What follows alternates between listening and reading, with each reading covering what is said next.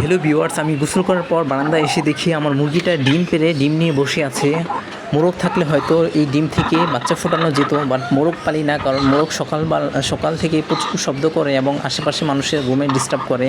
কিন্তু মুরগি এরকম ডিস্টার্ব করে না, মুরগি শুধু ডিম পাড়ার সময় একটু শব্দ করে।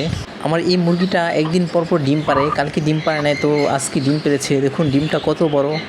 ক্যামেরাতে হয়তো বেশিটা ফোকাস করা যায় না বা বোঝা যায় না, কিন্তু বাস্তবে খুব বড় ডিম, পুরো হাঁসের ডিমের মতো। আর যেই 3টা ডিম মুরগি দেখতে পাচ্ছেন, এগুলো ডিম পারে। আর কবুতরটাও একটা ডিম পেড়েছে, কালকে একটা ডিম পেড়েছে, আজকে গ্যাপ দিয়ে আবার কালকে একটা ডিম পারবে।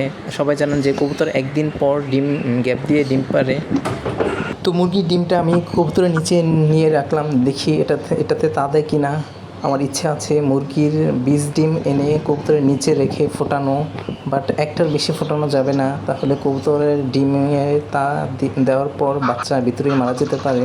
তো একটা ডিমই দেওয়ার ইচ্ছা আছে, কারণ এই মুরগিটার ডিমটা খুব বড় এবং বাচ্চাও ফুটে বেশ বড়। তাই এদের বংশ বিস্তারের জন্য একটা ডিম একটা বাচ্চা আমি ফোটাতে চাই।